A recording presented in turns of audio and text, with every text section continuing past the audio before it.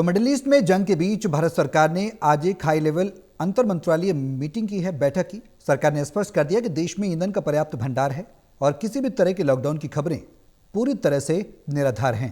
वहीं सरकार ने पेट्रोल डीजल पर एक्साइज ड्यूटी घटाने और सप्लाई चेन को मजबूत करने के लिए कई बड़े फैसले लिए।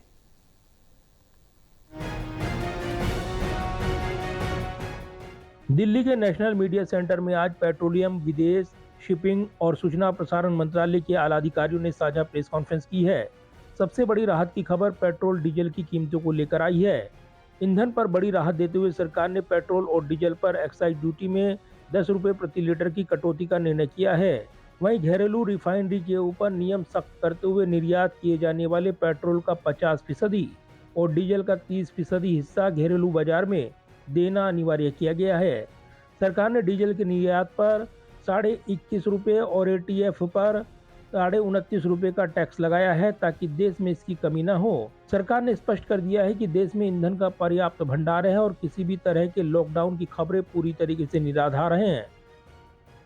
ऐसा कोई डिसीजन नहीं है कि लॉकडाउन लिया जाएगा। बारमेर रिफाइनरी बहुत एडवांस स्टेज में है कि कृपया पैनिक बाइंग न करें, र्यूमर्स पर, अफवाहों पर विश्वास न करें। हमारे पास 1 लाख पेट्रोल पंप हैं। 1 लाख पेट्रोल पंप में से 91,000 से ज्यादा हमारी public sector oil marketing companies के पेट्रोल पंप हैं।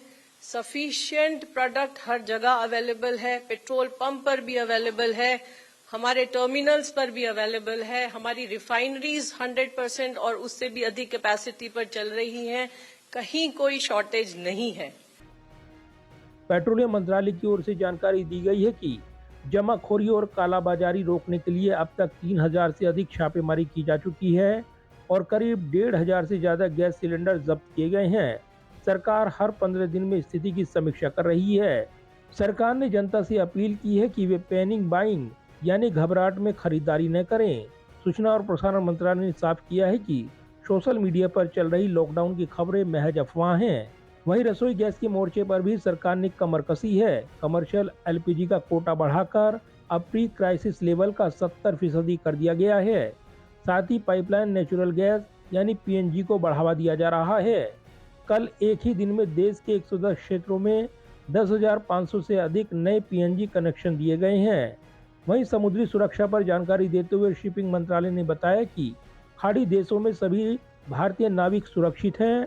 बंदरगाहों पर कोई जाम नहीं है। अब तक करीब 4,75,000 भारतीय सुरक्षित स्वदेश वापस लौट चुके हैं। पर्शियन गल्फ में जो 20 जहाज हैं भारतीय ध्वज के, उस पे 540 भारतीय नाविक हैं, वे भी सुरक्षित हैं।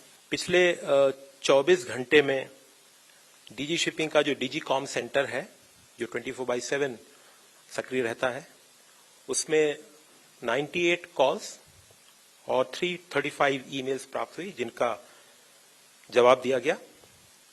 और पिछले 24 घंटों में 25 भारतीय नाविकों को सेफली इंडिया वापस लाया गया, रिपैट्रिएट किया गया after sign off from various parts of the Gulf area.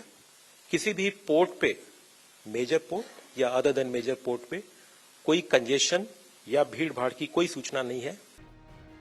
वहीं विदेश मंत्रालय पल पल की स्थिति पर नजर रख रहा है।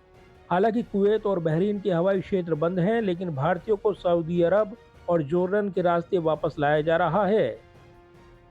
External Affairs Minister is presently visiting France to attend the G7 Foreign Ministers meeting, which is being held on 26th and 27th, that is yesterday and today. On the sidelines, he held several meetings with his counterparts from participating countries, where aside from bilateral ties, the leaders also discussed the ongoing developments in West Asia.